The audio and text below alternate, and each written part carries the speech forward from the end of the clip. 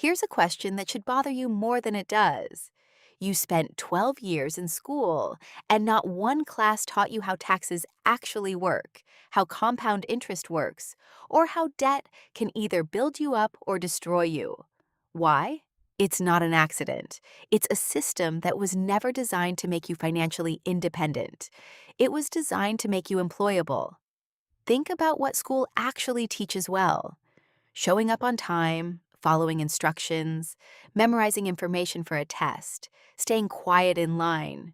Useful skills for being a good employee. But ask yourself, when did anyone teach you how a 401k works? How credit scores are calculated? How insurance companies make money? Silence. This isn't necessarily some grand conspiracy with people twirling mustaches in a boardroom. It's simpler and, honestly, more unsettling than that. The education system was built during the industrial era, when the economy needed millions of obedient factory workers, not millions of investors. And once a system works to keep something running, schools, banks, employers, it rarely gets rebuilt from scratch, even generations later. So who benefits from this gap? First, banks. If you don't understand how interest compounds against you on debt, you'll keep paying more than you need to on credit cards, car loans, and mortgages for decades. Confusion is profitable. A financially confused customer is a loyal, long-term revenue source. Second, employers. A workforce that doesn't understand investing, negotiation, or the real value of their labor is a workforce that accepts lower salaries and stays quiet about it.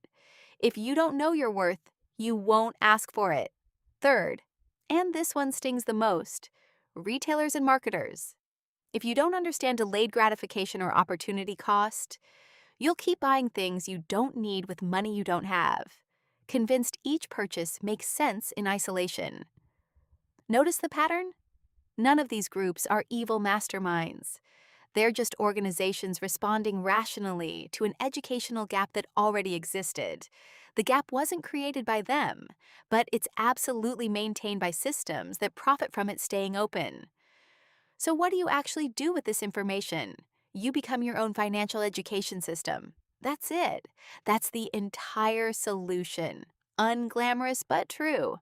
Start with three things. First, learn how compound interest works both for you and against you. Because the same math that builds wealth in investments is the math that destroys people in debt. Second, understand the difference between assets and liabilities, something that should have been taught before algebra but wasn't. Third, learn basic tax strategy, even the fundamentals, because taxes are often the single largest expense most people will ever have, and almost nobody optimizes for it. None of this requires a finance degree. It requires about the same effort you'd put into learning a new hobby, except this hobby compounds into real financial outcomes for the rest of your life. Here's the uncomfortable truth to end on. The system isn't going to change to protect you. Schools aren't suddenly going to add mandatory personal finance classes next semester. Banks aren't going to simplify their fee structures out of generosity. The responsibility to close this gap has to come from you, deliberately, consistently, starting today.